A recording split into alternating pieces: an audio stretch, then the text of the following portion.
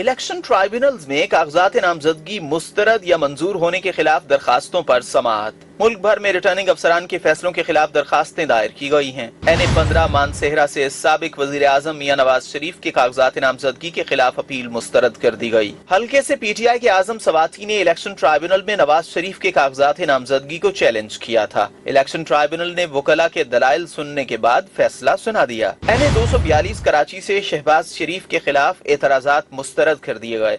Election tribunal ने PTI उम्मीदवार की अपील मुस्तरद कर दी। फवाद चौधरी को कौमी असम्बली के हल्का NA-60 और NA-61 जेहलम से इलेक्शन लड़ने के लिए नाअहल करार दे दिया गया। रावलपिंडी में फवाद चौधरी के कागजात नामजदगी मुस्तरद होने के खिलाफ अपील पर समाअत हुई। दौरान समाअत रिटर्निंग ऑफिसर के फैसले को बरकरार रखते हुए फवाद चौधरी को इलेक्शन लड़ने के लिए नाअहल करार दिया गया। समाअत इलेक्शन अपील ट्राइब्यूनल ने मुराद सईद की अपील खारिज कर दी। अपील ट्राइब्यूनल ने कागजात मुस्तरद करने का RO का फैसला बरकरार रखा है। मुराद सईद ने NA-3 और NA-4 से कागजात नामजदगी जमा कराए थे। इलेक्शन ट्राइब्यूनल ने NA-71 सियालकोट से उस्मान डार की वालिदा रिहाना डार के कागजात नामजदगी मुस्तरद होने के खिलाफ अपील मंजूर कर ली। इलेक्शन ट्राइब्यूनल ने रिटर्निंग अफसर का कागजात नामजदगी मुस्तरद करने का फैसला कलअदम करार दे दिया गया। साबिक वजीर दाखिला सिंध डॉक्टर जुल्फिकार मिर्जा के बेटों हसनैन मिर्जा और हसाम मिर्जा के कागजात नामजदगी मंजूर कर लिए गए। रिटर्निंग अफसर ने NA-233 से उम्मीदवार हसाम मिर्जा के कागजात नामजदगी मुस्तरद कर दिए थे।